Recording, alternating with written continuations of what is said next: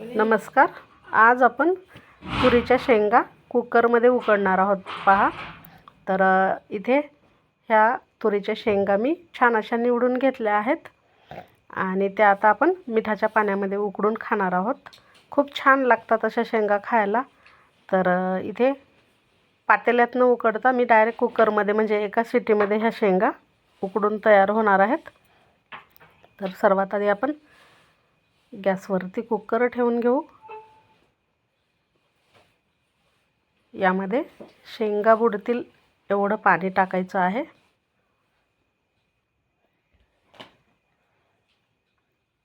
तुम्ही आता तुरीच्या शेंगा किती प्रमाणात घेतल्या आहे त्यानुसार पाणी टाकायचं. त्यामध्ये थोडं जास्त प्रमाणात मीठ टाकायचं आहे. मी इथे 2 चम्मच एवढं मीठ घेतलं. आता ह्या शेंगा निवडलेल्या आहेत त्या आपण या पाण्यामध्ये टाकू.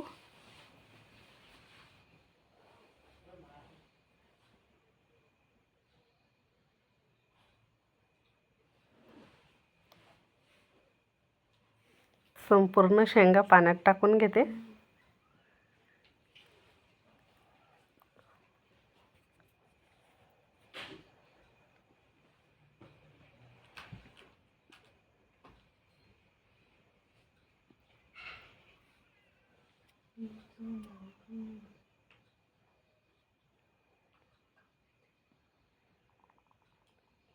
आता कुकरचं झाकण लावून आपण एक शिट्टी काढून घेणार आहोत. म्हणजे शेंगा छान अशा शिजल्या पाहिजे, मऊ झाल्या पाहिजे. तर 1 किंवा 2 शिट्टीही लागू शकते. बघा, शेंगा शिजवून घ्यायच्या व्यवस्थित. तर इथे मी 2 शिट्ट्या काढून घेतल्या आहे कुकरच्या आणि ही संपूर्ण वाफ बाहेर जाऊ द्यायची. नंतर कुकर उघडून आपण शेंगा बघून घेणार आहोत शिजले की नाही. आता गॅस बंद करून घेते आणि या कुकरमधली जी वाफ आहे ती संपूर्ण बाहेर काढून घ्यायची.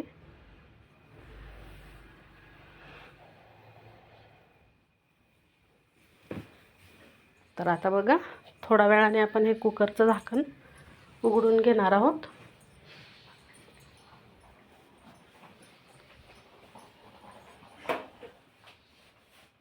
इथे तुम्ही पाहू शकता शेंगा छान मऊसूत झाल्या आहेत.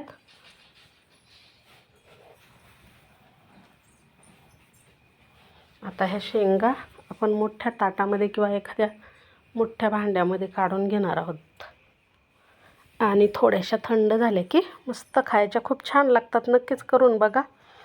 कशा झाल्या कमेंट करून सांगायला विसरू नका. व्हिडिओ आवडल्यास लाईक शेअर करा. भेटू पुन्हा अशाच छानशा झटपट रेसिपीसह.